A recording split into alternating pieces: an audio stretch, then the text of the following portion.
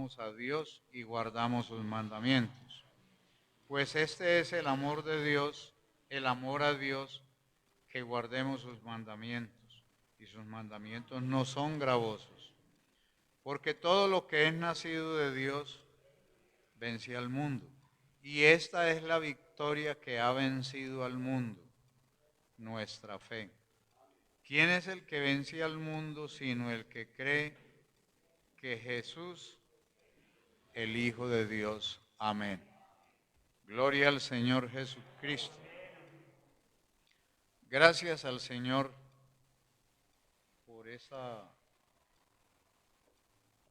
posición que nos da al haber recibido de Él la fe para poder establecernos en su reino.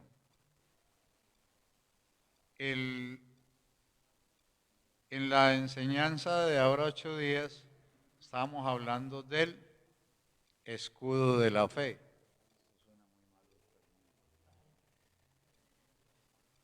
Estamos hablando del escudo de la fe. Y estábamos explicando que el escudo de la fe es para detener todos los dardos de fuego del maligno, dice Efesios 6:16. Entonces, explicamos que el escudo no defiende de toda clase de armas. Por eso es que el Evangelio presenta un plan completo de armadura. El escudo, usted con el escudo de la fe puede detener lanzas, las flechas de la jabalina, puede defenderse de la espada, porque los guerreros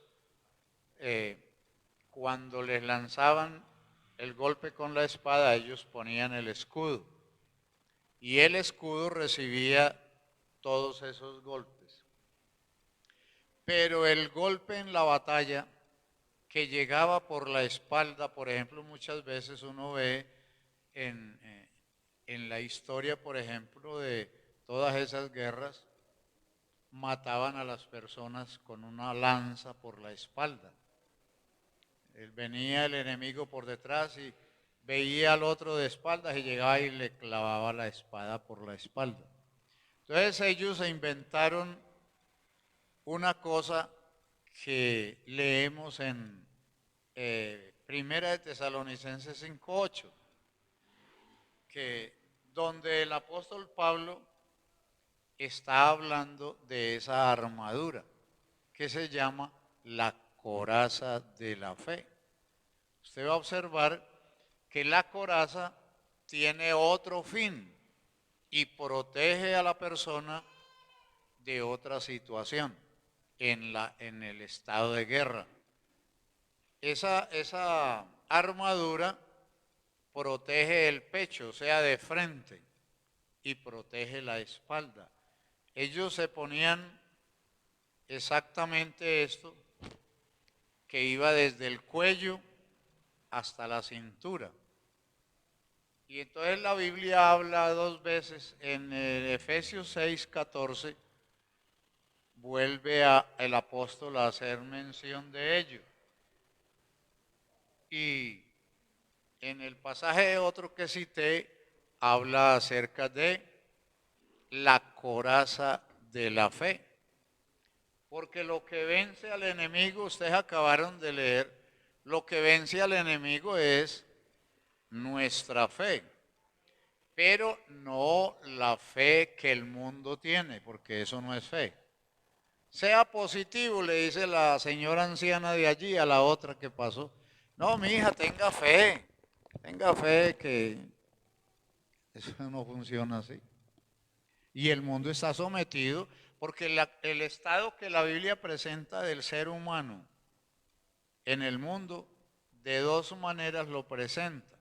Primera de Juan 5:19, el apóstol dice que todo el mundo, o que el mundo entero, está bajo el maligno. dice la Escritura. Por eso no hay mejor médico que el que ha padecido la enfermedad, dice la gente, y eso es verdad. Cuando uno estudia las Escrituras, yo por ejemplo no tengo la Biblia por cargarla o por mostrar de que yo soy cristiano. Yo tengo, si yo en 6 meses tengo que gastarme 10 Biblias, las compro y me las gasto. Pero el asunto es conocer lo que dice Dios en su palabra. ¿No creen eso? Claro. Entonces, Él en su palabra, Dios está declarándole al mundo entero cómo es que la persona hace para liberarse de ese yugo. Porque es que el Evangelio, repito, tiene toda la armadura necesaria para el creyente defenderse de las acechanzas del diablo, que es nuestro enemigo. Pero veamos la radiografía que le hace el apóstol Pablo cuando escribe en 2 de Timoteo 2:26 a este varón y le dice a él, explica de la humanidad, le dice, es que, vea, haga esto y esto. Sí, quizás pues porque la gente es, usted sabe, la gente es incrédula. La gente no está de acuerdo con lo que dice la Biblia. Usted le habla a la persona y la persona más bien se le enoja, inclusive la misma familia. Por eso la Biblia dice que los enemigos del hombre serán los de su propia casa. Usted le habla a su mamá y le mete un garrotazo porque a ella no le gusta eso. No me hable esas bobadas, me decía mi mamá. Dice la Biblia en 2 de Timoteo, capítulo 2, versículo 3. Pero desecha las cuestiones necias e insensatas, sabiendo que engendran contiendas. Porque el siervo del Señor no debe ser contencioso, sino amable para con todos, apto o capacitado para enseñar y sufrido, que con mansedumbre corrija a los que se oponen, por si quizás Dios les conceda que se arrepientan para conocer la verdad. Pero mire lo que dice del mundo entero en el verso 26. Y escapen del lazo del diablo en que están cautivos a voluntad de él, del diablo. Mire lo que dice. Están, no dice que estuvieron o que estarán. El hecho de que Cristo murió en la cruz del Calvario para liberar al hombre no significa que el mundo ha sido liberado. El hombre o mujer es liberado en la medida que oye el Evangelio de Cristo, se arrepiente de sus pecados, se aparta de su pecar y recibe la fe del Evangelio del Señor Jesucristo y se bautiza en el nombre de Jesucristo, porque cuando usted mira el Evangelio San Marcos 16:16, va a encontrar a Jesucristo cuando crea la gran comisión de mandar a predicar el Evangelio en todo el mundo. Dice, el que creyere y fuere bautizado será salvo, y el que no, no dice que lo mandan de paseo para Nueva York, se va para los infiernos calienticos, mijo. Así dice la palabra, porque la doctrina de la condenación del alma es una enseñanza o doctrina como la de la salvación, igualmente, que nos está indicando que si nosotros no hacemos lo que dice el Evangelio, vamos a sufrir el castigo eterno. Usted va a notar que cuando un camión va por la carretera y se vara, entonces la ley, el Código de Tránsito ordena al conductor que cuando ocurra una situación así, inmediatamente ponga una señalización, que generalmente es un trapo rojo, o si no tiene el trapo rojo, una piedra grande. Yo no sé, hermano Daniel, qué pondrá cuando se vara por ahí. Pero fíjese usted, un trapo rojo que le está indicando que hay peligro. Y entonces esa indicación es para que usted va conduciendo su vehículo y en esa curva vio un trapo rojo o una piedra o un palo que le pusieron ahí y usted merme la velocidad, porque al entrar en la curva está el riesgo o el peligro.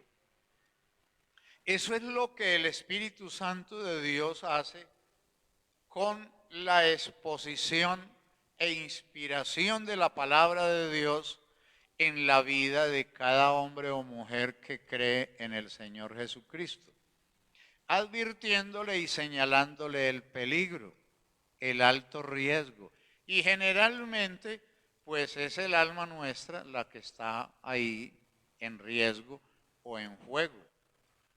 Por esa razón es que nos apartamos del método religioso y nos dedicamos más bien a seguir a Jesucristo conforme su palabra, conforme el Evangelio.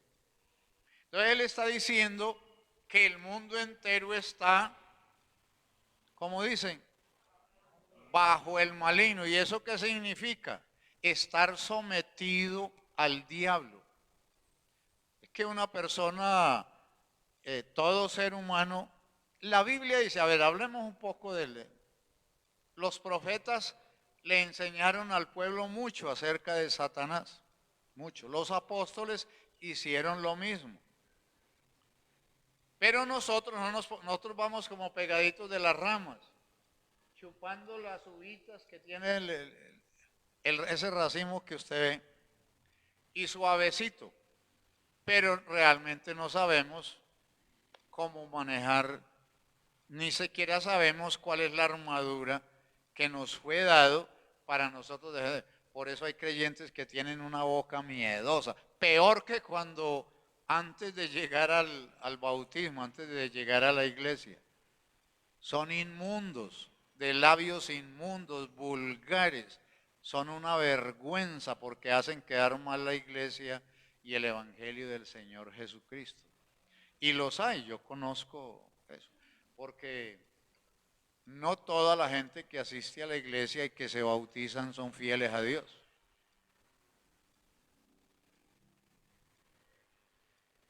Pero fíjense ustedes, el apóstol Pablo está diciendo o hablando que todo el mundo está bajo el maligno o está sometido a hacer lo que el diablo le ordene. El fornicario no se cansa de fornicar, el adúltero no se cansa de adulterar, el ladrón no se cansa de robar, el asesino no se cansa de asesinar, el mentiroso no se cansa de mentir. Bueno, el creyente debe de tener claro todo lo que el Señor está diciendo eso, porque nosotros comenzamos por la fe, creímos el Evangelio, nos arrepentimos, dejamos todas las costumbres que heredamos del catolicismo romano, todo eso lo dejamos y nos acogimos al Evangelio de Jesucristo, a la Biblia. Comenzamos y le dijimos al pastor, pastor, quiero bautizarme, bautíceme en el nombre de Jesucristo para el perdón de mis pecados. Nos bautizaron allá y comenzamos a caminar por el sendero espiritual de Cristo. Comenzamos a ver cosas nuevas, diferentes. Oye, y esta gente, ¿por qué no? ¿A dónde está? No tienen allí a la Virgen del Carmen. Ve, ¿y por qué allá no tienen a San Gregorio? Y no tienen la imagen de no. La razón, le decimos a los amigos que hay, La razón es obvia. Es porque la persona que recibe a Cristo no necesita a San Gregorio, a Santa Catalina, ni a San... No necesita más. ¿Sabe qué dice la Biblia de Cristo? Dice, el que tiene a Cristo lo tiene. El apóstol Pablo le dijo a la iglesia que los que estamos en Cristo estamos completos. No necesitamos a nadie más. Y eso lo leí usted en la Biblia. Entonces, el apóstol Juan vio esta situación muy complicada. Eso le fue revelado primero al apóstol Pablo, luego al apóstol Juan. Pero vea, yo les leo lo que dice el apóstol Juan acerca de eso. Sabemos que todo aquel que ha nacido de Dios no practica el pecado, porque aquel que fue engendrado por Dios, o sea, Cristo, dice, le guarda y el maligno no le toca. Pero sabemos que somos de Dios, pero el mundo entero está, no dice que estuvo, está bajo el maligno. Es decir, que el ser humano está en ese estado y en ese estado se muere y en ese estado se pierde. Porque el hombre no se salva, por eso nosotros, y quiero esto sí dirigírselo a los hermanos que son bautizados en la iglesia. Las costumbres religiosas desmeritan o le quitan el mérito a lo que Jesucristo el Señor haya hecho en la vida de una persona. Por ejemplo, las costumbres generalmente religiosas de los pueblos es rezar por los muertos, por el eterno descanso, dice la gente. Pues eso es lo que yo he oído, no sé usted, oigo que no dicen amén, pero yo he oído eso, que por el eterno descanso de fulano. El hombre no muere por el hecho de descansar, y le voy a explicar por qué. Porque la Biblia en el libro de Apocalipsis dice que el hombre muere y sus obras siguen con él. Si era justo, el apóstol Juan dice, bienaventurados los que de aquí en adelante mueren en Cristo, porque sus obras con ellos siguen. Y si es del impío, dice lo mismo. Se muere y sus obras se van con él. Que era un adúltero, sus adulterios se van con él hasta aquel día que Apocalipsis capítulo 20 de la Biblia que está enseñando, lo ubique delante del trono blanco para ser llamado a juicio por todos sus pecados que cometió. Y ya no es para salvación. Usted lee en San Mateo 25 a Jesucristo el Señor hablando de ese día y ubica a todos los seres humanos en dos filas. Dice que Él ese día les dirá, San Mateo capítulo 25, ese día les dirá a los de la derecha, venid benditos de mi Padre, heredad el reino preparado para vosotros. Se dirigirá a la fila de los del lado izquierdo y les dirá, apartaos de mí, malditos, al juego eterno. Ahí tienen ustedes las dos vertientes, reales las dos. La salvación real en Cristo, la condenación real por el pecado de la humanidad. Si un pecador se arrepiente, Cristo lo recibe, lo perdona, lo limpia, lo lava y lo hace nueva criatura. Pero si no cree, su incredulidad lo lleva para tierra caliente, eso no tiene duda. Pero no es para la costa, no es para la costa. La Biblia habla de un lugar que creó Dios y que lo llama el infierno o lago de fuego. Dice que arde con fuego y azufre. Y dice que allí será lanzado Satanás, sus ángeles o demonios. Y dice, y todos los que hacen e hicieron iniquidad. Entonces, usted va a observar el estado condición. Entonces nosotros vamos a mirar quién proporciona todo eso. Entonces encontramos en el capítulo 28 del libro del profeta Ezequiel, y la Biblia empieza a través de una endecha al rey de Tiro. El profeta vio en el comportamiento del rey de Tiro, vio a Satanás, así como Cristo vio a Satanás en el apóstol Pedro. ¿Qué fue lo que ocurrió? Dice el Evangelio que el Señor les dijo llamó a los apóstoles para que fueran a Samaria. Y entonces Pedro y Juan le dijeron, maestro, allá ya estuvimos y tú viste que no nos quisieron recibir. Y ahora dices tú que volvamos a Samaria. Hagamos como hizo Elías. Mandemos que descienda candela del cielo y que consuma a todos esos samaritanos. Cristo le dijo, hombre, vos no sabes de qué espíritu perteneces, que crees que el Hijo del Hombre vino a perder las almas. No, vino fue a salvarlas y a dar su vida en rescate por ellos. Entonces, fíjese, esa es la condición. El profeta Ezequiel ve en el rey de Tiro. Tiro era una ciudad que queda al lado norte del estado de Israel, cerca de Jerusalén. Y entonces comienza a través de esa endecha a hacer una presentación de Satanás, del diablo. Y entonces uno, cuando estudia estas cosas, uno se queda aterrado, porque la Biblia nos cuenta que el diablo, un ser tan asqueroso, tan repudiable, haya sido creado, que nadie ni nada haya sido creado más hermoso que él. Y usted toma la Biblia y usted comienza a observar esto, del verso, para hacerlo rápido, el verso 16.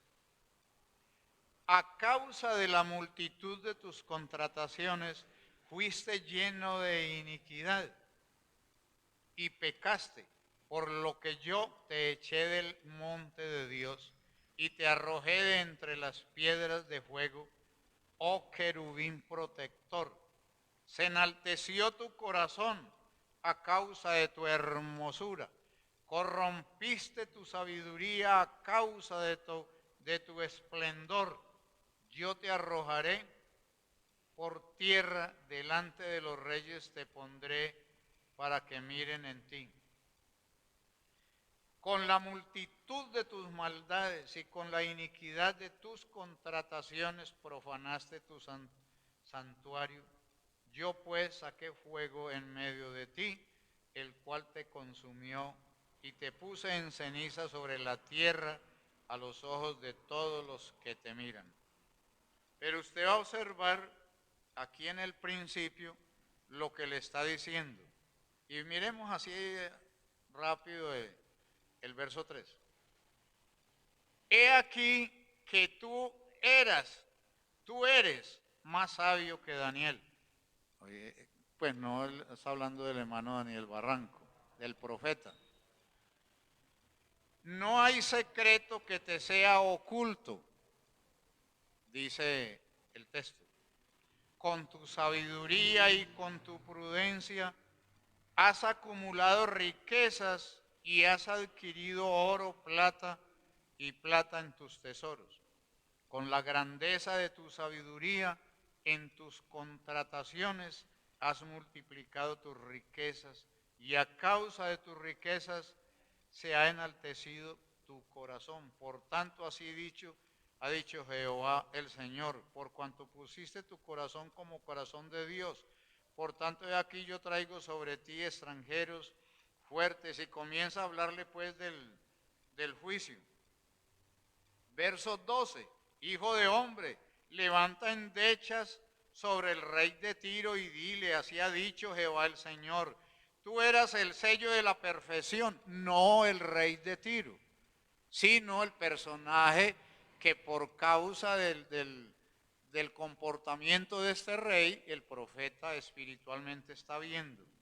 Así ha dicho Jehová el Señor, tú eras el sello de la perfección, Satanás, lleno de sabiduría y acabado en hermosura, era el diablo. En el huerto de Dios, de Edén, en el huerto de Dios estuviste, de todas piedras preciosas era tu vestidura.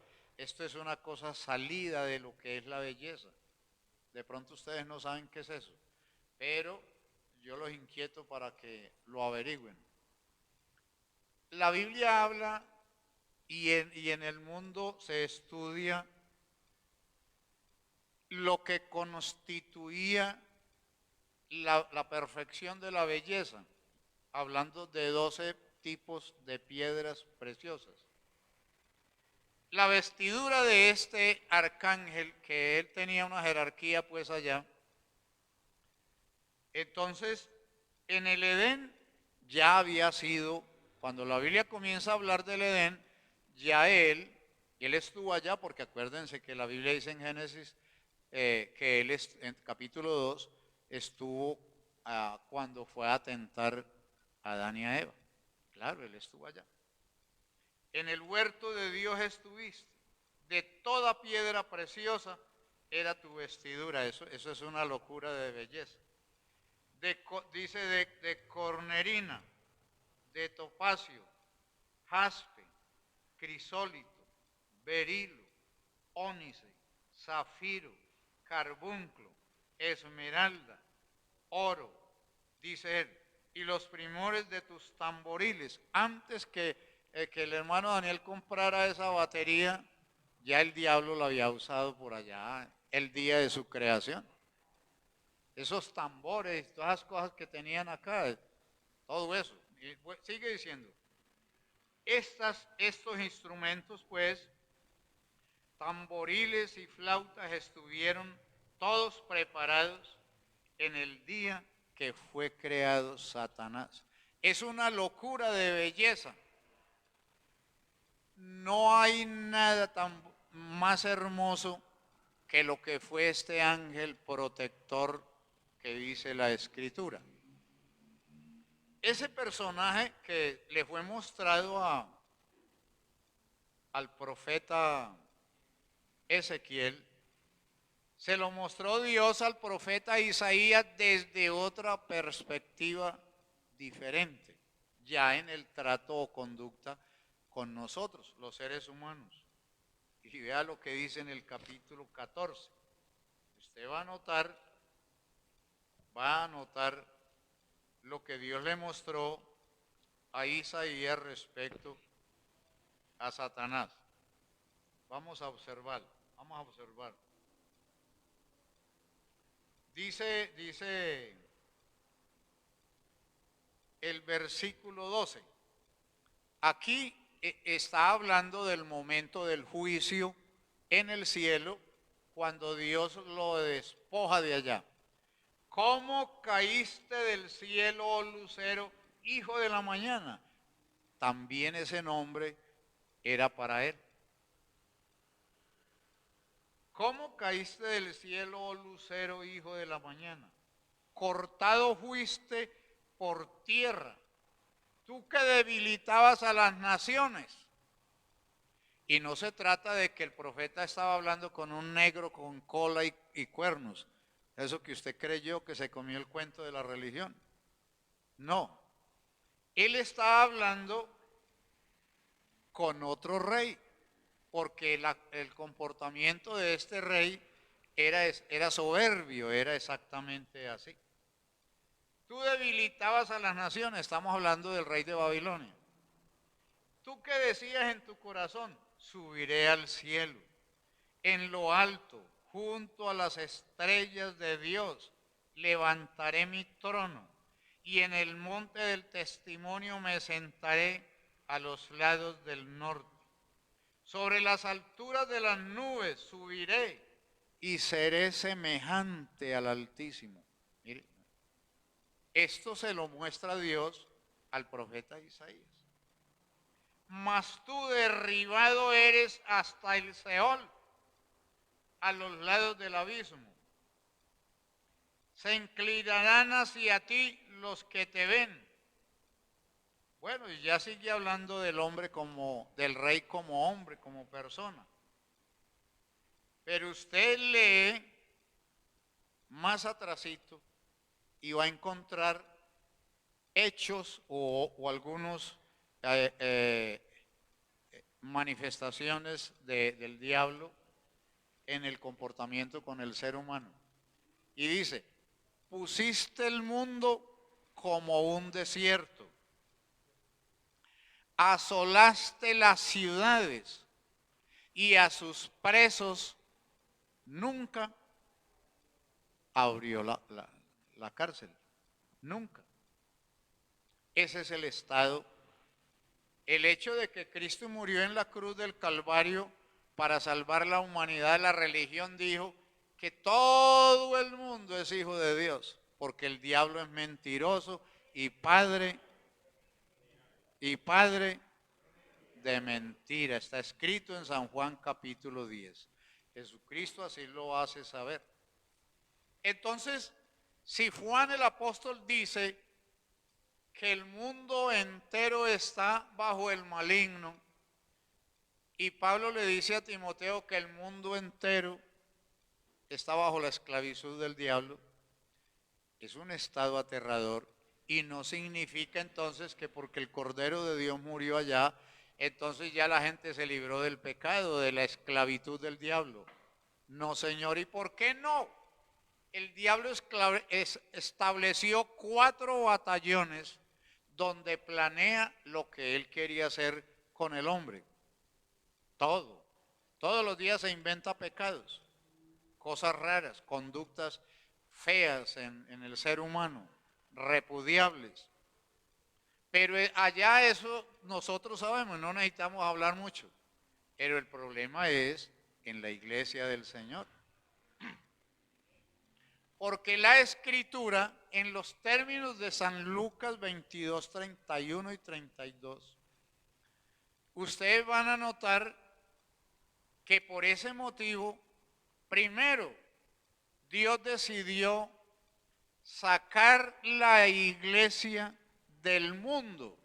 San Juan capítulo 15, dice el Señor, yo los elegí a ustedes del mundo. Y a través del apóstol Pablo y el apóstol Pedro dice que Él nos trasladó de las tinieblas a su luz admirable. Dígame a los amigos que de pronto no nos ven, que no participamos de sus fiestas, de sus cosas, es que nosotros no somos del mundo. La iglesia de Jesucristo vive en el mundo o habitamos este mundo porque todavía estamos en este cuerpo de tierra, pero no somos del mundo. Él nos eligió del mundo. Miremoslo, vamos a mirarlo en el Evangelio de Juan, capítulo 15. Se va a observar lo que el Señor está diciendo. Capítulo 15, verso 16.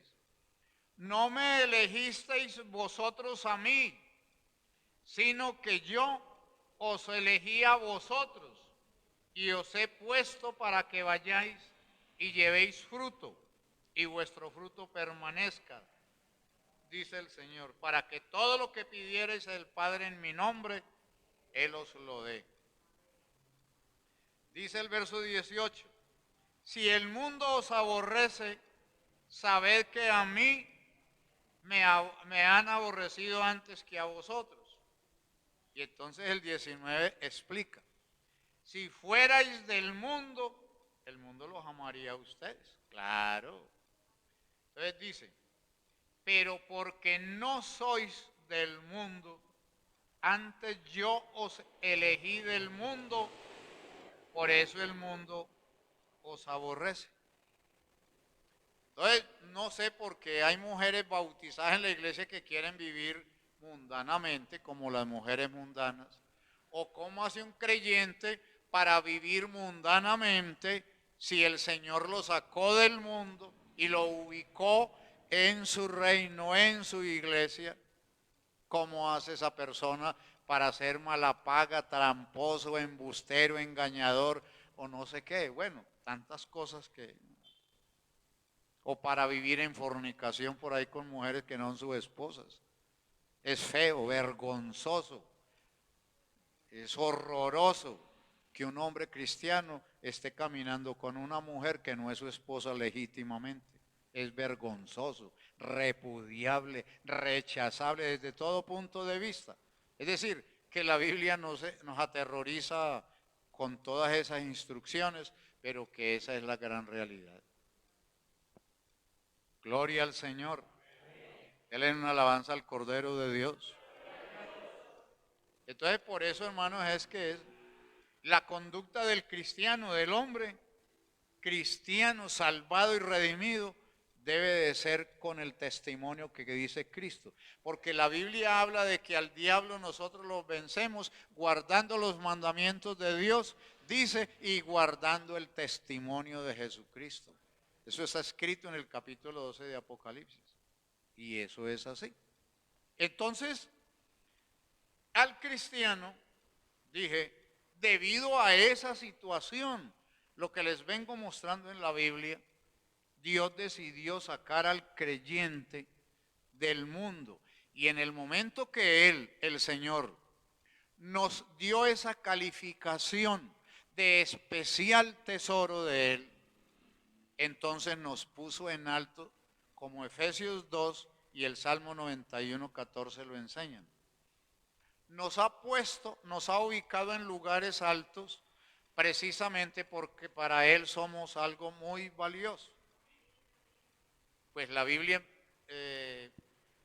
Hebreos capítulo 2, versos 14, 15 y 16, está diciendo que Dios no socorrió a los ángeles, sino que socorrió a la descendencia de Abraham.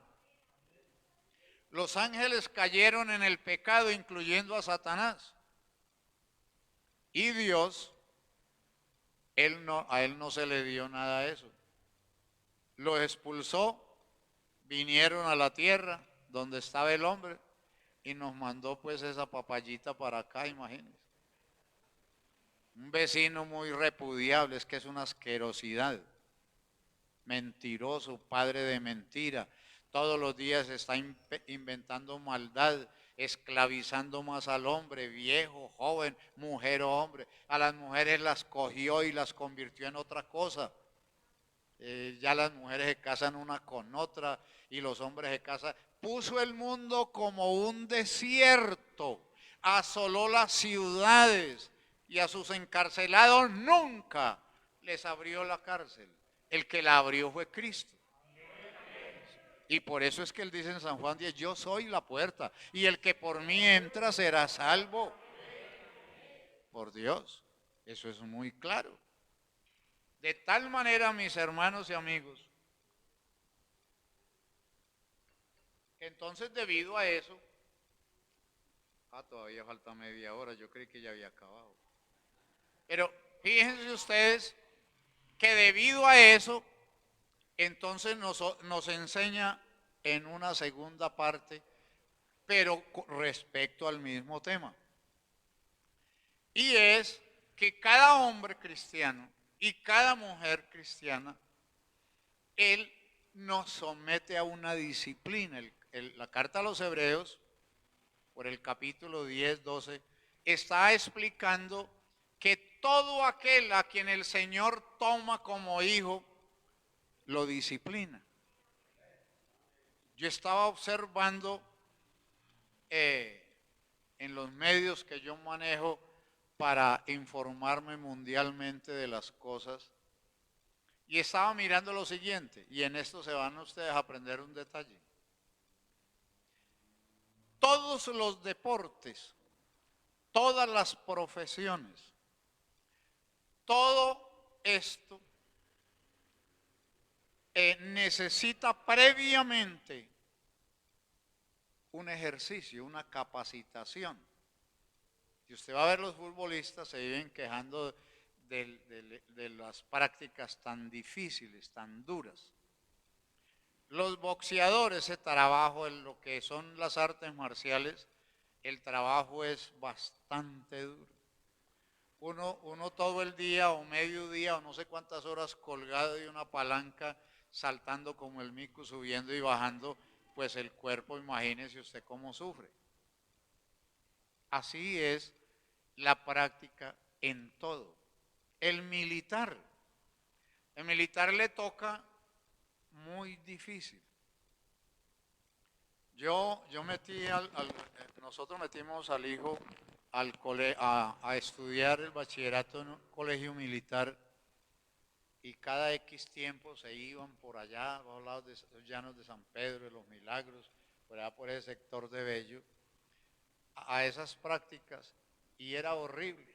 Él dice, ellos llevaban un palo pues como la escopeta esa que maneja el ejército, y estaban en las prácticas por allá en los ejercicios militares y toda cosa, porque ellos no prestan el servicio militar, sino que en ese colegio es militar, y allá reciben la capacitación y salen como con la libreta militar y todo eso.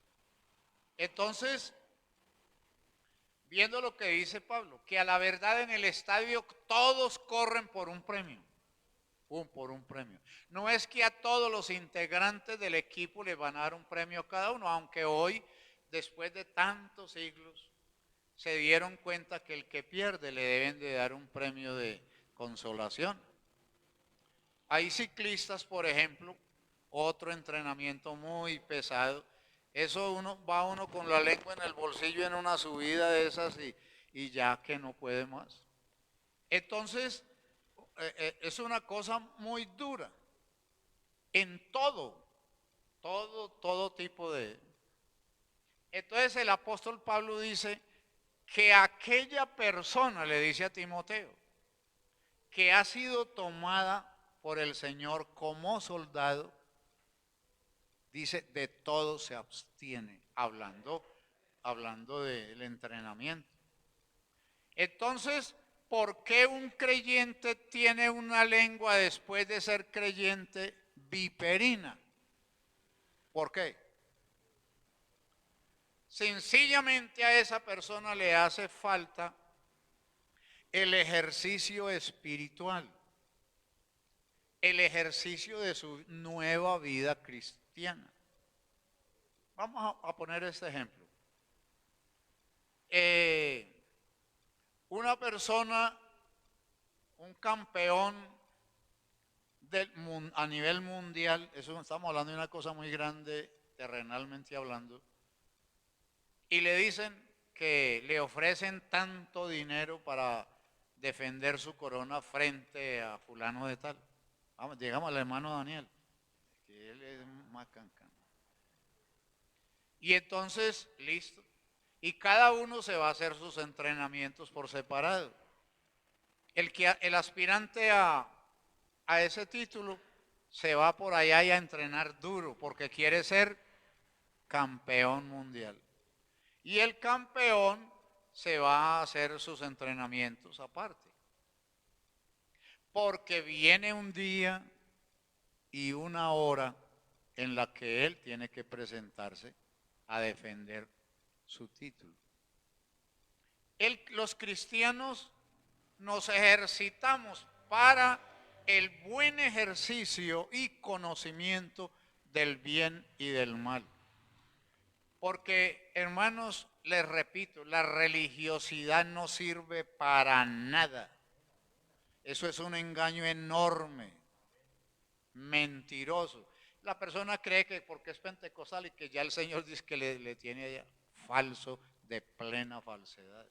Eso no es cierto. Yo no sé a usted quién le haya dicho eso. Pero si usted se bautizó en el nombre de Jesucristo y volvió a pecar, arrepiéntase, pídale perdón a Dios y consagre su vida al Señor.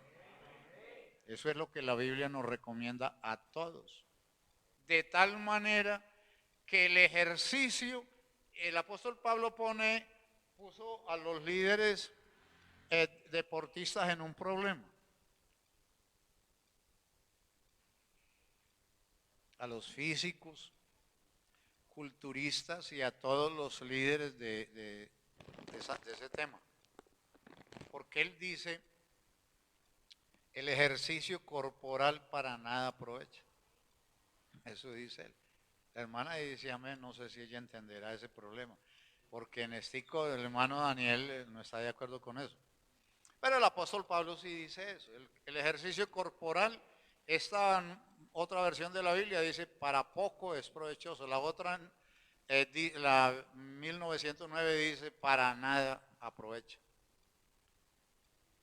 Pero luego, el ejemplo que toma, luego, entonces dice, pero el ejercicio espiritual para todo es provechoso. Y usted va a notar, entonces, que leer la Biblia es una práctica, es un ejercicio. Cuando usted mira Apocalipsis capítulo 1, usted va a encontrar que el apóstol Juan está hablando de esa bendición y entonces la ubica en una categoría muy alta y la ubica en la categoría de bienaventuranza. Entonces dice, bienaventurados los que oyen la palabra de Dios y la ponen por obra, dice él. Bienaventurados los que oyen estas cosas y las practican, dice algo, otra versión. Miremos Apocalipsis 1. Capítulo 1, el apóstol está indicando esto con una claridad pues muy grande. Dice así, verso 3, bienaventurado el que lee y bienaventurado los que oyen las palabras de esta profecía, no es del que lee el periódico, de esta profecía y guardan las cosas en ella escritas, porque el tiempo está cerca. Entonces el que lee la escritura lo ubica en esa categoría de bienaventurado. Dicho de otra manera, es una bienaventuranza. Problemas. Ustedes van a observar que hay creyentes que les da pereza leer la Biblia. La tienen para que les digan que son cristianos o no sé. Pero no estudian la Biblia. No conocen la escritura. Y de ahí, mis hermanos, que a nosotros nos citen, por ejemplo, segunda de Efesios y no lo encontremos en la Biblia. ¿Qué dicen ustedes? ¿Ah? A uno le citan un librito como Esther y uno ve a los hermanitos bregando, este pastor está equivocado, ¿cuál es Esther? Sí, son 2 hojitas. Vamos, hermanos, a leer el versículo 8 del capítulo 1 de la tercera carta de Juan. Tercera, ¿y eso con qué se come? Pero si nosotros estudiamos la escritura, nos vamos a dar cuenta de esta situación. Entonces, la práctica, la lengua es una porquería. Porquería es la palabra clásica para ese miembro del cuerpo. Está escrito en su Biblia, hermano. No se vaya a enojar conmigo. Lo dice su Biblia. Lo dijo el apóstol Santiago. La Biblia es una porquería que dice envenena la rueda de la creación. Léalo, léalo, no se asuste, léalo. Claro que sí. Entonces, eso necesita que una disciplina espiritual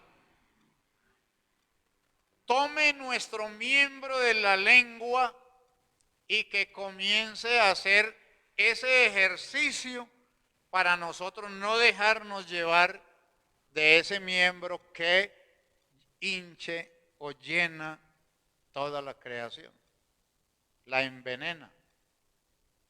Hay personas, por ejemplo, que le dan la vuelta al mundo con su lengua. Hay gente que inclusive tienen dichos que no, este tiene lengua de suegra, pues que la suegra no se vayan a enojar. Que tiene lengua de suegra, menos mal que hermano Daniel no. Entonces, es porque esa parte de nuestro cuerpo es venenoso, es dañino, es perjudicial. ¿Cierto que sí? ¿No creen?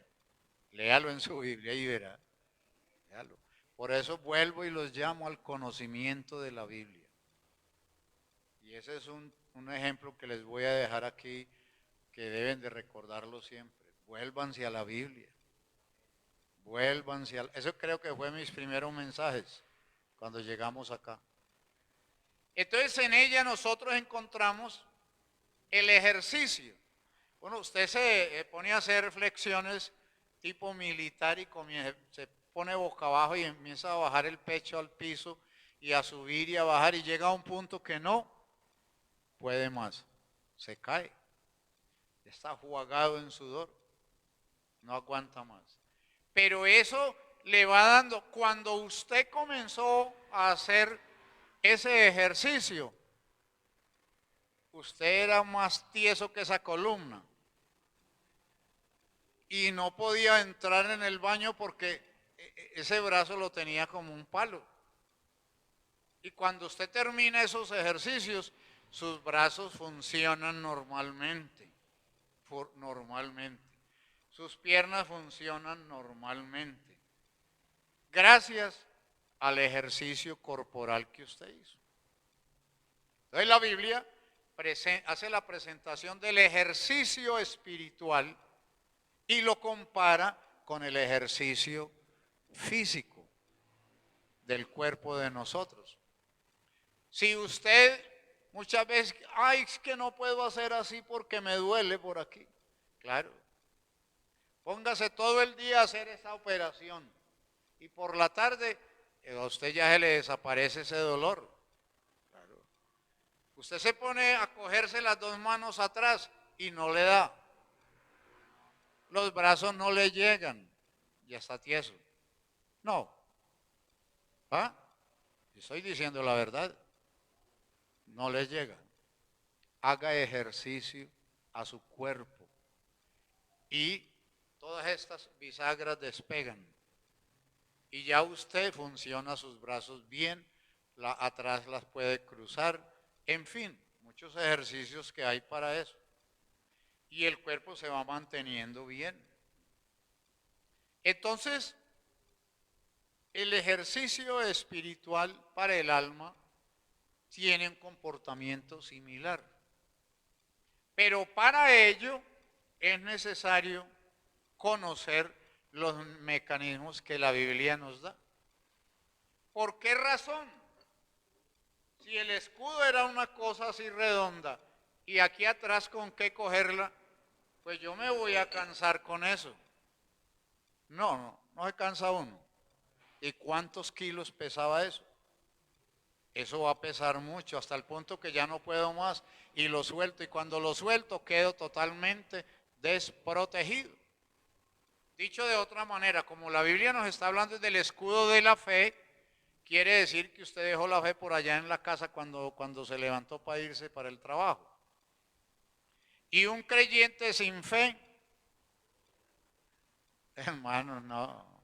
Léalo en San Lucas 22, 31 y 32.